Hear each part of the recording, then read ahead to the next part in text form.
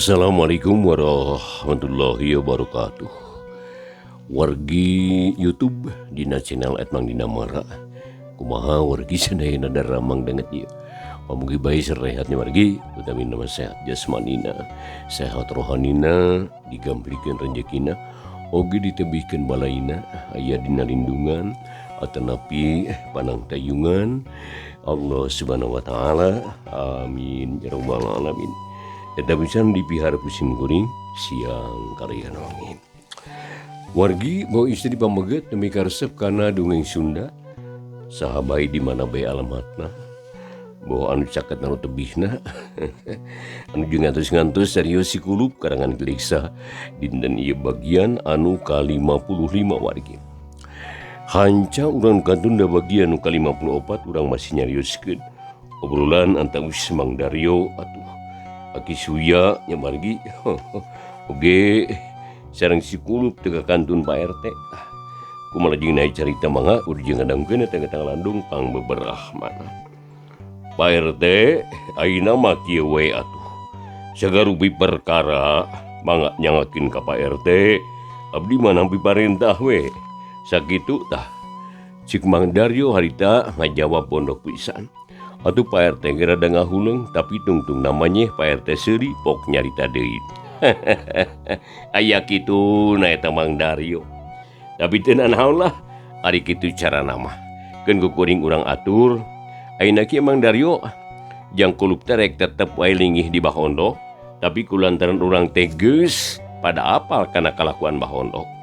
Ari kamelang mah tetapi aya sok sieun jang kulup pinanggih bahlak. Sedengkeun urang teh geus kautangan budi pan kuramana eta Mang Itok teh. Ku kituna minangka pamulang tarima ka jalma anu geus gede jasana kitu ka urang. Ta ayeuna urang sawajibna lah nyieun kahadian katurunanana nyatana ka jang kulup anu jantan putrana teh. Leres-leres pisan Pak RT kartos ku abdi kita teh mangawe teraskeun ta saterusna kieu yeuh. Ti mimiti poe ieu jang kulup supaya ditalingakeun ku Mang Daryo. Malah mah anak buah Mang Daryo ge dina waktuna ngaronda kudu dikapriksina nalikakeun jang kulup tah. Sok beurangna maksud teh bawa beurangna bawa peutingna bisi aya itu ieu anu henteu dipiharep ku urang tah Mang nya. Tah sakitu kayakinan jeung hayang kuring mah. Kumaha tah Mang Daryo satujun teu Mang? Cik Pak RT bari neuteub ka Mang Daryo. Ikan tenan satuju mah. Bangaku abdi bari dijalankeun sakumaha mistina. Malah makaresan pisan mengingket teh abdi teh giliran ngarona keun ku abdi urang talingakeun. Syukur Mang Daryo syukur lah. Ayeuna mah kumaha numutkeun pangemut aki ieu. Cik Pak RT bari ngareret ka Aki Suya. Aki ge moal seueur usul Pak RT. Bade temu teh kana kapalajang RT. Sok naon sanajan aki geus kolot ge tang tu bakal milu ngarojong kana rencana jang RT. Kitu tah pamadegan aki ge. Oh kitu nya nuhun atuh ki atur nuhun. Mudah-mudahane ari disaluyuan ku sepuh mah bakal lancar tur salamet. Tayeuna mah da geus bogoh pilampaheun urang moal ragu-ragu deui jeung moal asa-asa deui. Jang kulup teh perlu ditalingakeun ku urang. Sabab eta geus kawajiban urang ieu teh. Leres Pak RT abdi mah ngiringan we lah. Neng kumaha ayeuna istrasna ieu teh. Da piraku jang kulup teh bade dianggurkeun wae. Atuh sugan cai-cai Pak RT ulah disuguhan ngobrol wae ah. Tang teu mah diantep Mang Daryo lah. Ena mah urang parindah we lah ngobrolna ka imah kuring. Malah aki ge kudu ngiring deui. Yuk sadaya urang sukan-sukan di imah kuring tah. Kabeneran kuring teh boga nu aneh ieu teh. Yuk. Urang sukan-sukan di imah kuring nya. Yuk urang kapun mangheula aya namanya. Ieu mah da bumina Aki Suya. Cik Pak RT bari ngareret ka sikulu. Mangga ngiringan Pak RT. Jawab sikulu parita bari jung menangtung. Atuh geus kitu mah bral opatanana harita arindit ngajug ka imah Pak RT. Jadi maksudna merek ngahormat ke si kulup itung-itung pakaulan. Sajajalan si kulup toleh muji syukur kanu maha kawasa. Peda diunggal lembur teu weleh aya bae nu mikanya. Jadi ieu teh buahna tina papalakan Mang Itok. Melak hade buahna ge hade, ayeuna bisa kaala buahna kapetik hasilna kudu jadi anakna. Wargi kacaturkeun sorena kira wanci tunggang gunung si Kulup teh keur ngajentulna di teu pasar. Keur kitu tarojol bisa mah nyampeurkeun gek diuk deket si Kulup, pok bisa mah nyarita. Ujang ari tadi Pak beberang Ujang tas di mana? Ku ibu teh di teangan manika teu kapanggih. Na ka sawah atawa ka balong? Cek bisa mah ngamimitian nyarita ka si Kulup. Wangsul ngurilingan lemur ibu. Abdi mah panasaran hayang terang ngarah babari lamun aya naon. Da santeuna di arek jadi urang dieu mah kudu apa? Malah kudu wawuh jeung datangna teh. Ngarah bisa silih tulungan di mana aya kasusah kitu tah ibu. Jawab si Kulup bari ngareret ka bisa mah. Sanajan geus nyaho oge kana kalakuan bisa mah jeung Mbah Ondok, ari nyarita mah tetep bae si Kulup teh jiga nu can nyaho bae. Teu kudu kitu Ujang, teu kudu wawuh jeung tatangga. Samoal aya rugina keur urang mah da moal manggi kasusah ieu. Pare loba, duit loba, hayam reuy, domba jeung sato sejenna ge rayap. Lauk singgu dibag di balong tah. Rek kurang naon deui Ujang teh. Boga kahayang tinggal menta ka abah tawa ka ibu, naon susahna. Kitu ceuk bisa mah mari norostos nyaritana lir kacang ninggang kajang. Atuh wargi si Kulup teh manikeun ka ngahulang, mikir-mikir caritaan bisa mah anu bieu teh. Jadi terus dibanding-banding jeung katerangan ti Pak RT jeung Bang Daryo. Tetehlah geningan loba nu akur. Jadi yakin Mbah Ondok jeung bisa mah teh beunghar teu akur jeung batur. Itu cek pamikiran si Kulup pok manehna nyarita. Ieu lepat atuh ibu. Hirup sareng huripna manusia mah bu nya teu cukup ku harta banda wungkul eta teh. Sabab harta banda oge anu sanajan loba moal karasa mangfaatna lamun teu boga lamun teu boga batur tah anu pugu mah kalakah nambahan ripuh we harta mah. Buktina we si abah diisuk nepi ka sore teh ngan ngurus harta jeung harta ungkul. Komo eta ari usum hujan balong caina limpas galengan sawah arurug domba atuh reang di sarada hayang nyatu. Rek ngarit hujan jabah poe bako jeung suhu kahujanan atuh leuit bocor jeung sagala rupa we eta mah. Tungtungna teh beurang peuting teh ngan ngagugulung harta wae. Sedengkeun ari dahar mah tetep sapiring sarua jeung jalma sejen. Malah abah mah sok leuwih sangsara daharna teh. Nah, sabab jiga anu lebar kitu ngadahar teh. Na keur naon atuh harta banda teh komo kamari mah.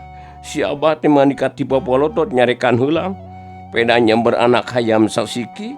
Ari dampal suku anu dewang tapaka cugak ku beuling teh dipalire. Apaan sangsara eta teh palembah mana senangna. Ditambah deui ku mung campur jeung batur. Atuh beuki sangsara hirup teh. Lamun abah atawa ibu gering rek saha nu ngurus. Coba nah hayam jeung soang bisaeun kitu emang neangankeun cai kitu neangkeun cai ka sawah mal bisaeun nu kitu mah ibu kalakana mahan ripuh. Sasatoan mah nyahungeun dunungan gering. Nyaona teh nyatu sasatoan mah kaala gawenan teu.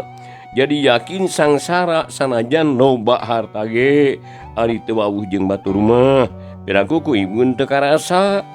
Ceuk si Kulup jiga nu ngahaja hayang ngabomoleh ka bisa mah teh. Atuh bisa mah mani colohok manehna tinjangkaeun si Kulup wani nyarita kitu. Da cacakan lamun teu dipika butuh mah tangtu harita kana diusir si Kulup teh ari. Nah tapi kulantaran butuh teh ku nyawana bisa mah pura-pura teu ambek ngalapok nyarita deui. Ih ari Ujang mah los-los kadinya nyarita teh.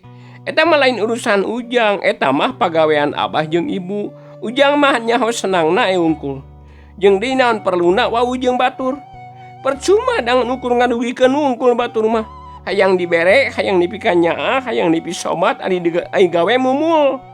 Ulah nurutan nu kara ditu ujang mah. Kudu kawas abah jeung ibu uruskeun kaperluan sorangan. Batur mah kumaha batur we da misah nyawa misah raga. Keur naon make kudu diwawuhan. Jeung di sok laloba biwir ari batur mah ujang yeuh.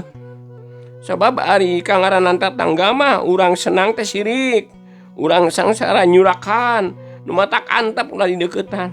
Asal urang ge senang, titik we. Cek bisa mah tanda snaker. Atuh si Kulup beuki wani wae. Bok nempas deui nyaritana beuki bedas bae. Lain kitu atuh ibu. Salah gede eta teh. Sabab manusia mah moal bisa hidup sorangan. Tong boro pangkat si abah atawa ibu dalah insinyur ge anu palinter moal betaheun hidup sorangan mah. Kesepian ngaranna ari sorangan mah. Sagala susah jeung sagala pugag. Apan cek bapa pucung ge kieu yeuh. Utamana jalma kudu rea batur. Keur silih tulungan, silih titipkeun nya diri, budi akal lantaran di pada jalma. Tah kitu apan cek bapa pucung ge teh. Si bapa pucung teh hirupna geus ratusan tahun ka tukang, tapi geus ngarti kana perkara hirup babarengan. Nari ibu ayeuna mung hirup jeung tatangga, rek hirup jeung saha atuh ibu teh. Lamun abdi ulah wawamuhan jeung tatangga, rek balik ka ayeuna oge rek naon cicing di dieu. Ceuk si Kulup pura-pura pundung, jerut manehna turun kaburuan, terus memeres pakaianana. Atuh mugu bisa mah mani ngarenjag gancang ngagero ka si Kulup. Ulah ujang kasep anak ibu ulah. Ulah nuluasan anak ieu ulah. Ulah kitu hampura we salah sakitu mah. Heeh benar caritaan ujang teh kaharti. Kaharti pisan eta teh jang kaharti. Ku ibu teh. Heuh rek kitu rek kieu oge eta mah moal dihalangan ku ibu. Sok asal ujang ulah incah ti dieu. Sok ka jero deui jang. Ulah pundungan pamali hayang naon tuh ujang teh. Pok caritakeun ku ibu tang tuh bakal ditedunan. Cek bisa mah harita mani ngadeg-deg, mani ngarasa ruas lain lumayan. Sok sieun katempuhan ku Baondo. Ari sabab lamun si Kulup indit, tangtu manehna bakal jadi wadah ka siluman buta. Ari si Kulup mani bungaheun, ret kabisa mah kok nyarita. Geuning ulah hari indit mah. Tah abdi mah teu hayang nanaon bu, pamentangan sarupa. Ibu jeung Bah Ondok ulah nganggap goreng ka tatangga atawa ka balarea. Tah sabab maranehna teh can puguh goreng. Malah saha nu nyaho ieu nu goreng nama si abah jeung ibu. Da bukti bieu geuning ibu mah nganggap remeh ka batur teh. Heeh moal ujang moal. Moal kitu ayeuna mah. Sok atuh geura unggah deui ka imah. Malam geura barang dahar anggur tuh. Da geus sadia dina meja makan. Kenai abah mangke pandeuri. Ceuk bisa mah bari toleh dag-dag deg-deg hari. Sok sieun si Kulup bener-bener pundung. Nya hoga tuh ari kitu mah da memang bener geus lapar abdi teh. Aduh, isuk-isuk dahar ngan saeutik, paling ge sagede buntut kukuk. Ceuk si Kulup bari kalacat unggah deui. Terus asup ka tengah imah teu ngareret di kabisa mah. Barang beres telah dina meja makan teh geus pinuh ku dahareun. Atuh teu loba dicatur deker bae si Kulup teh dahar mani ngalimed. Ari bisa mah teh nyarita deui harita. Ngajen tuluy bae ditepas. Bari ngadagoan Bah Ondok anu can datang bae. Wargi masih ngadangkeun dongeng Sunda dangat ieu nya dina YouTube dina channel @Mandina Mara. Mangga wargi sok sanaos ieu mangrupikeun dongeng sing tiasa ngajantenkeun landong pangbrahmana. Oge ulah hilap lagi subscribe nanya.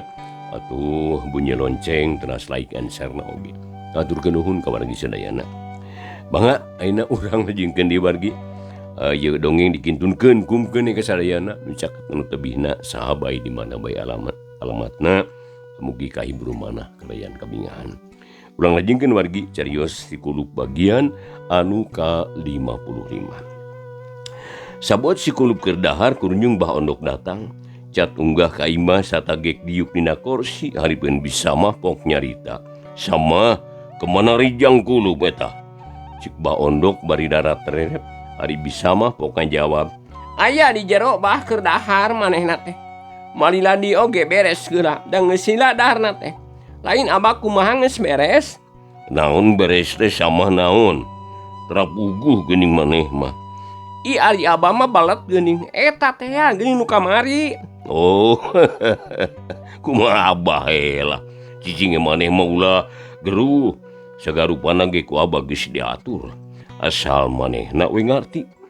Jawab Bah Ondok bari mesem, hatena ngarasa guliga.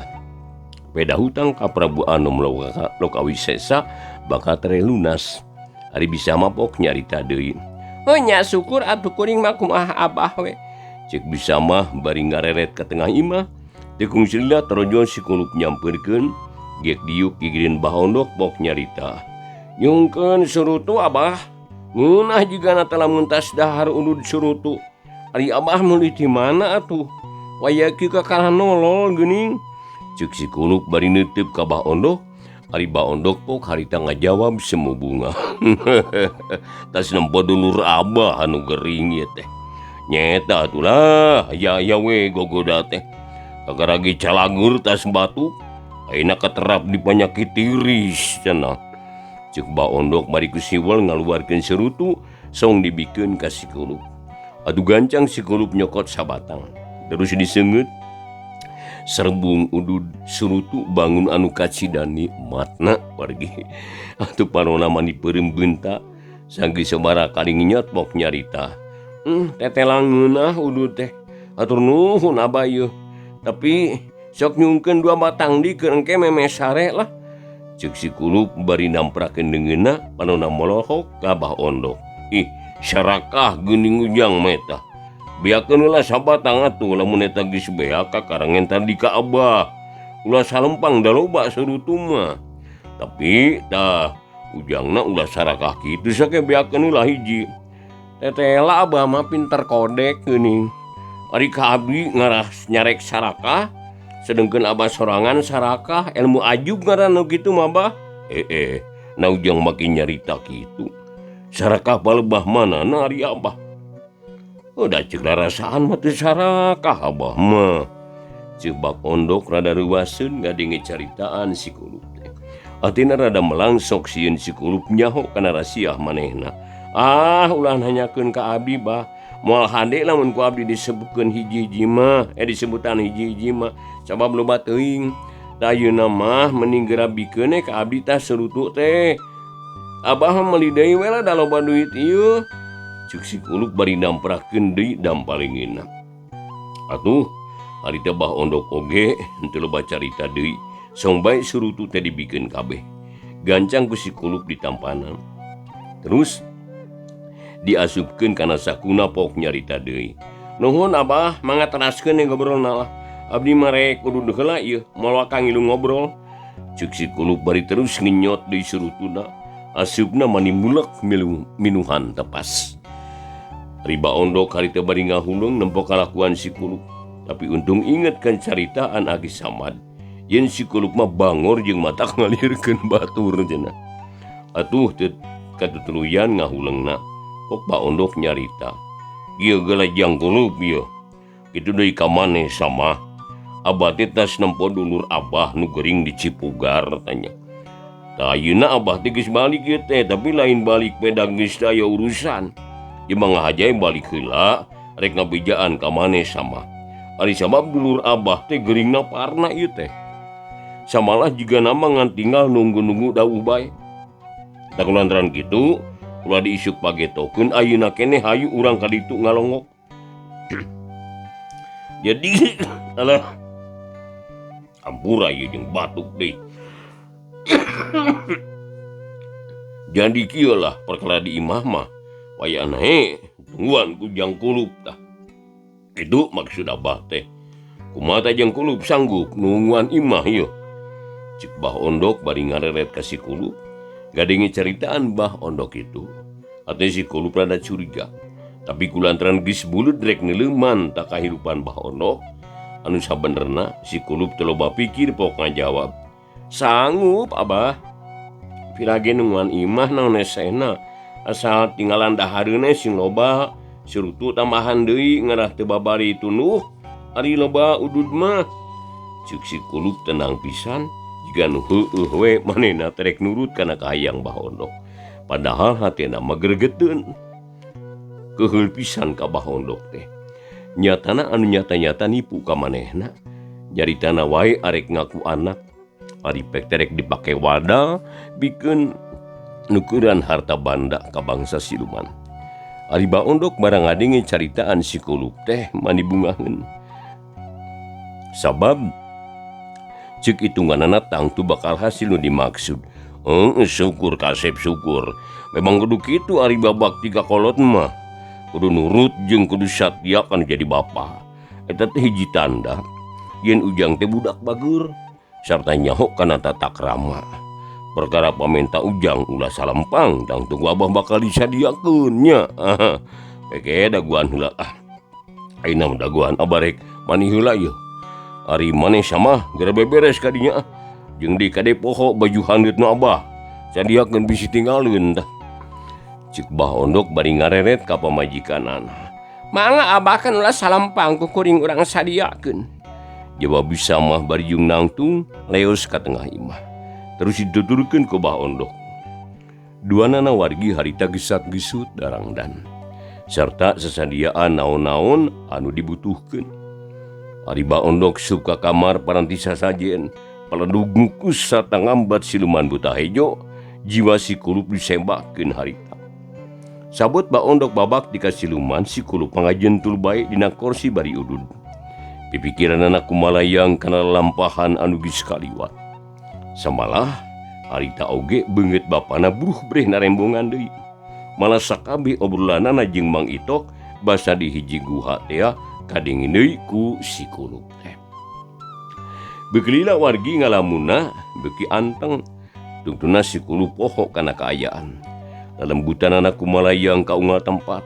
Nepungan indungna, nepungan Aki Somad, nepungan sobat-sobat Mang Itok, malah nepungan robala nu aya di nagara siluman maung teh.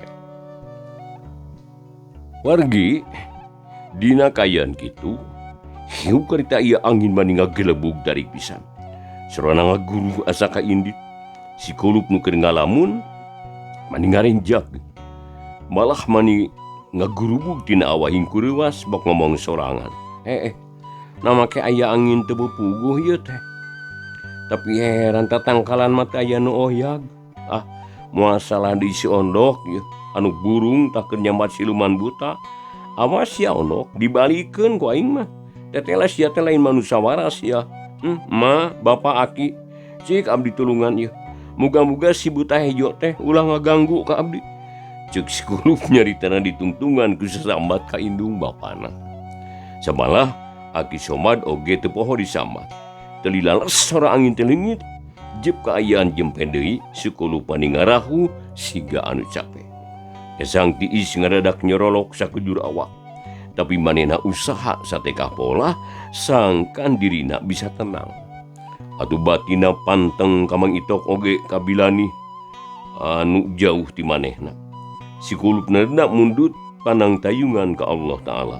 Ku doa anu panteng tur ikhlas sumerah diri kanu maha kawasa.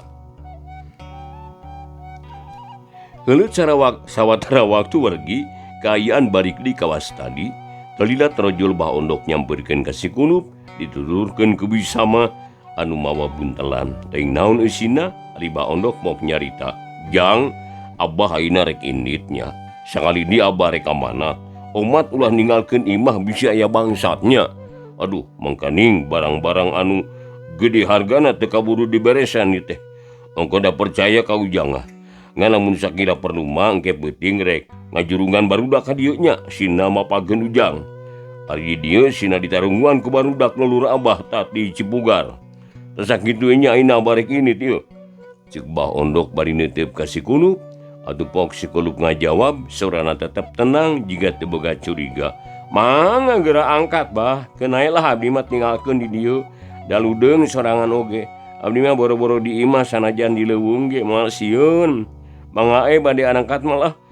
Jawab si Kulup bari malik neuteub harita ka Bah Ondok. Syukur atuh. Pek sing tenang nyabar kinit ye. Hayu sama gancangan saeutik lila bisi kaburu burit manten ye. Ceuk Bah Ondok bari ngareret ka bisama terus turun kaburuan. gancang dituturkeun harita ku pamajikanana. Geus kitu mah beral duanana arindit teuing rekamana. Pokona mah asal jauh we ti imahna da maksudna ge rek nyebakeun si Kulup teh ka buta. Ari si Kulup sakadapan ngahuleung bae manehna ngarasa bingung. Teu nyaho teuing naon anu kudu dipilampah. Hati si Kulup beuki yakin yen manehna teh geus disebakeun ku Bah Ondok. Jadi Kamalang jeung Kahariwang Pak RT jeung Mang Daryo tetela teu nyalahan. Sanggeus sadalila kakara ku si Kulup. Si Kulup sadar kana kaayaan, ok ngomong sorangan. Beuh amu tetela tega ka bina-bina Bah Ondok teh. Kasasama manusia teh ngapremeh wae. Boro-boro ka aing nu sifatna deungeun-deungeun, sedengkeun anakna sorangan, beak disebakeun ka siluman buta. Kitu apan ceuk Pak RT oge. Atuh komo ka aing meureun, tapi moal kapalang nya gelo aing. Sampai aing dibawa ka negara siluman buta, tah sabagian tina harta Bah Ondok rek dibagikeun ka tatanggana ku aing. Bener-bener rek kitu wae ayeuna mah. Ceuk si Kulup harita bangun anu bungah pisan. Sanggeus nyarita kitu jeung si Kulup nangtung terus ngarampaan saku bajuna gap kana pe sebelah ti leutik pamahanan ti Aki Somad dia.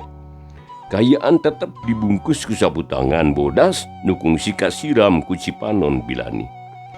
Geus kitu harita si Kulup teh waktosna wargi sadaya nantinya kapannya lepina dipungkas dicekapeun dugikeun ka dieu heula wargi. Dongeng Sunda dina judul Si Kulup karangan keling sabagian ka-55. Pamugi ieu dongeng Sunda sok sanaos mangrupikeun dongeng sing tiasa ngajantenkeun landung pangbeberah mana warginya. Atur nuhun keparatosanana atuh jeung baturai insyaallah carios Si Kulup bagian nu ka-56 enjing dina waktos anu sami urang lajengkeun deui. Atur nuhun keparatosanana wilujeng baturai. Wassalamualaikum warahmatullahi wabarakatuh.